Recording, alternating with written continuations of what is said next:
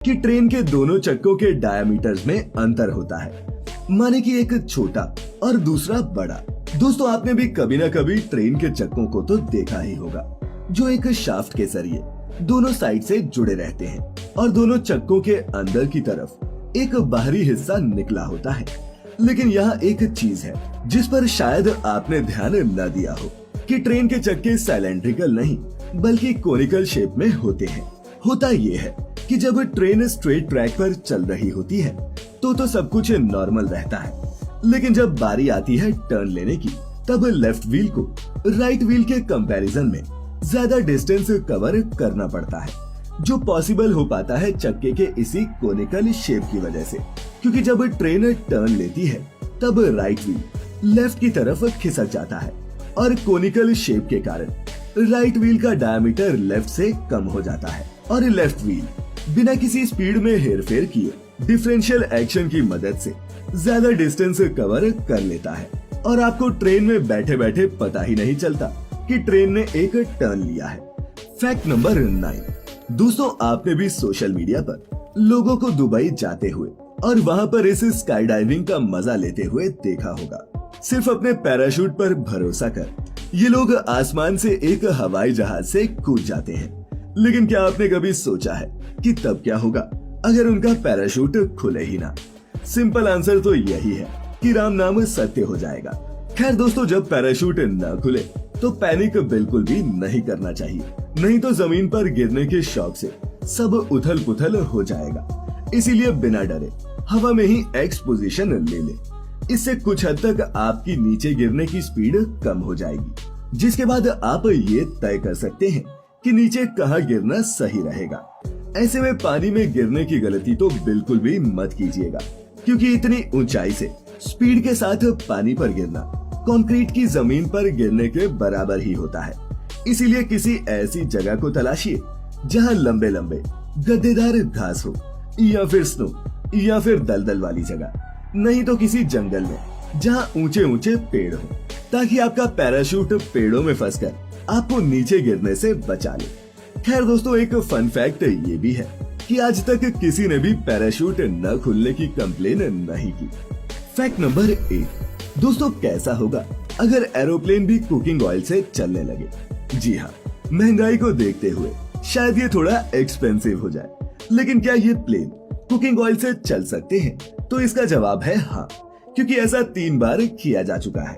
अभी हाल ही में Airbus A380 ने 100% रिसाइकल्ड कुकिंग ऑयल के साथ उड़ान भरी। आपको बता दूं कि ये विमान दुनिया का सबसे बड़ा कमर्शियल पैसेंजर एयरक्राफ्ट है, जिसमें 520 लोगों को होल्ड करने की कैपेसिटी है और कुकिंग ऑयल के साथ उड़ान भरने वाला ये तीसरा एयरक्राफ्ट है। इससे पहले ये कारनामा मार्च में एयरबस A350 और पिछले साल अक्टूबर में A319 नियो ने किया था।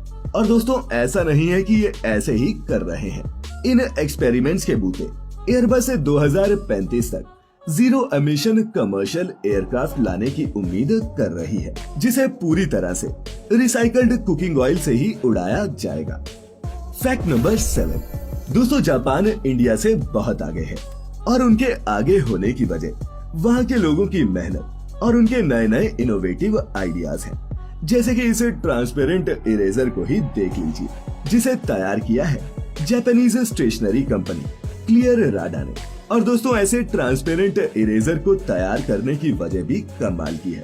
अब हो ना हो, लाइफ में आपके साथ भी बचपन में ऐसा जरूर हुआ होगा कि गलत लिखी चीजों को मिटाते मिटाते आपने अपनी सही लिखी लाइंस भी मिटा दी हो। अब ये ट्रांसपेरेंट इरेजर इसी का सॉल्यूशन देता है, जो ये दिखाता है कि आप किस लिखी हुई चीज को मिटा रहे हैं, और उसे मिटाते वक्त आप ये देख सकते हैं। तो हुए ना जापान के बच्चे हमारे बच्चों से आगे। Fact number 6। दोस्तों, बचपन से ही हमने किताबों में ये पढ़ा है कि दहेज प्रथा समाज के लिए सही नहीं है और इसे खत्म कर देना चाहिए। लेकिन आजकल एक किताब खूब वायरल हो रही है, क्योंकि उसमें दहेज को कुप्रथा की जगह एक ऐसी प्रथा के रूप में बताया गया है जिसके कई फायदे हैं। जैसे कि जब कोई दहेज देता है तो उसमें मिलने वाली चीजों से नए घर का निर्माण होता है और बेटियों को पेरेंटल प्रॉपर्टी का कुछ हिस्सा दहेज के रूप में मिल जाता है। दोस्तों, ये किताब है text book of sociology for nurses, जिसमें दहेज लेने का एक और फायदा ये बताया गया है कि ज्यादा दहेज के साथ उन लड़कियों की भी शादी अच्छे लड़कों से हो जाती है जो दिखने में अट्रैक्टिव नहीं होती। लेकिन दोस्तों, ये हम सभी समझते हैं कि दहेज लेना कोई समझदारी नहीं और लालची प्रवृत्ति की ही एक निशानी है। फिर उसके फायदों के बारे में क्यों पढ़ाया जा रहा है, ये आप मुझे नीचे कमेंट्स में बताइएगा। Fact number 5।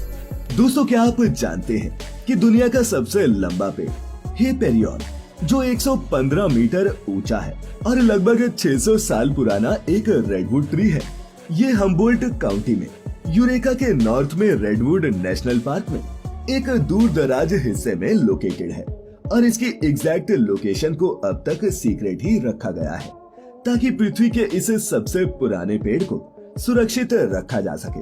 क्योंकि आजकल तो लोग दिन दहाड़े 60 फीट लंबा पुल चुरा लेते हैं, फिर जंगल में खड़ा ये पेड़ क्या ही चीज है। Fact number 4। दोस्तों, अगर आपने फिल्म RRR देख ली है तो आपने उस फिल्म में ये झंडा जरूर देखा होगा।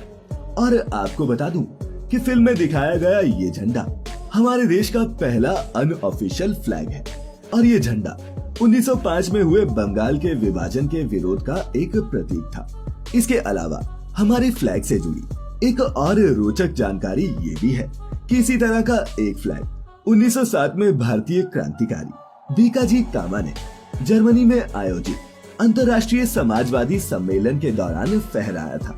और दोस्तों, फिल्म में दिखाए गए इस फ्लैग से ये तो साबित हो गया कि south Indian film industry Indian culture के साथ साथ हिस्ट्री का भी अच्छे से ख्याल रखती है, जिनका ख्याल अक्सर हमारे बॉलीवुड के फिल्म मेकर्स नहीं रख पाते।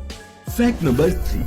दोस्तों, संयुक्त अरब अमीरात में रमजान से पहले कई कैदियों को रिहा किया जाता है। लेकिन क्या आप जानते हैं कि ऐसा क्यों? तो दोस्तों, जैसे हमारे यहाँ 15 अगस्त यानी कि स्वतंत्रता दिवस का दिन खास होता है, ठीक वैसे ही यूएई एक इस्लामिक देश है और उनके लिए रमजान एक बेहद पाक महीना है। इसीलिए इस महीने में उन कैदियों को माफ कर रिहा कर दिया जाता है जिनका जेल में बिहेवियर अच्छा होता है।